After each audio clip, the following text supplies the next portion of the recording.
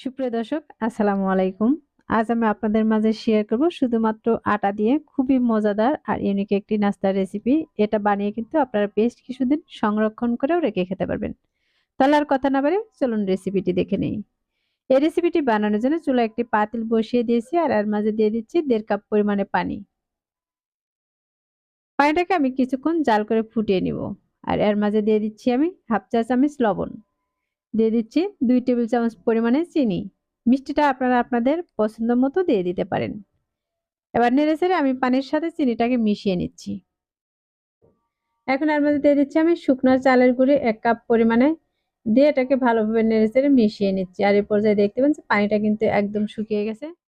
এখন চুলাটাকে একদম লো ফ্লেমে রেখে দিব ২ থেকে ৩ মিনিটের মতো। আর এই পর্যায়ে কিন্তু ঢাকনা দিয়ে ঢেকে রেখে দিব। আমি ২ মিনিট পর ঢাকনাটাকে সরিয়ে নিচ্ছি। আর এই পর্যায়ে দেখতে পাচ্ছেন এই আটাটা কিন্তু খুব সুন্দরভাবে সেদ্ধ হয়ে গেছে। এর মাঝে কিন্তু আর কোনো রকম পানি নেই। এখন এটাকে আমি ঢাকনা দিয়ে ঢেকে রেখে ঠান্ডা করে নিচ্ছি। এটা কিছুটা ঠান্ডা হয়ে আসলে আমি এটাকে নামিয়ে নিচ্ছি। তারপর এটাকে হাত দিয়ে ভালোভাবে মথে নিচ্ছি। এই চালের গুঁড়োটা কিন্তু অনেকটাই ঝরঝরে হয়েছে যে কারণে এখানে আমি হাতে সামান্য পরিমাণে পানি লাগিয়ে নিচ্ছি আর এটাকে মথে নিচ্ছি। এটা কিন্তু খুব বেশি পানি দেওয়া যাবে না। হাত একটু ভিজিয়ে নিলেই হয়ে যাবে। আমার ডোটা বানানো হয়ে গেছে। আর দেখতেই পাচ্ছেন কতটা সুন্দর হয়েছে। এখন এখান থেকে আমি কিছুটা পরিমাণে ডো হাতে নিয়ে হাত দিয়ে ঘুরিয়ে, ঘুরিয়ে খুব সুন্দর করে গোল করে নিচ্ছি। তারপর একটু লম্বা করে নিচ্ছি। আমার এ পর্যায়ে কিন্তু একটি বানানো হয়ে গেছে। আপনাদেরকে আমি আরেকটি বানিয়ে দেখিয়ে দিচ্ছি। আর এই একইভাবে কিন্তু সবগুলো আমি এখানে বানিয়ে নিয়েছি।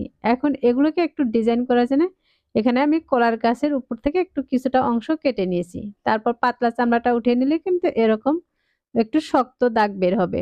সেটার উপর এরকম ডোলা দিলেই কিন্তু খুব সুন্দর একটি ডিজাইন হয়ে যাবে। আপনারা চাইলে কিন্তু এটাকে যেকোনো চালনির উপরে দিয়েও ডিজাইনটা করে নিতে পারেন। আমার সবগুলো কিন্তু ডিজাইন করা হয়ে গেছে। এখন এগুলো তেলে দিয়ে ভেজে নিচ্ছি। তার জন্য চুলায় একটি কড়াই বসে তার মাঝে তেল দিয়ে তেলটাকে গরম করে নিয়েছি আর এর মাঝে এক এক করে দিয়ে দিচ্ছি। আমি এগুলোকে প্রায় ২ থেকে ৩ মিনিটের মতো মিডিয়াম আঁচে ভেজে নিচ্ছি। এ পর্যায়ে দেখতে পাচ্ছেন আমার এগুলো কিন্তু খুব সুন্দর কালার এসেছে। আমার এ পর্যায়ে এগুলো ভাজা হয়ে গেছে। এখন এগুলোকে তেল ঝরিয়ে উঠিয়ে নিচ্ছি।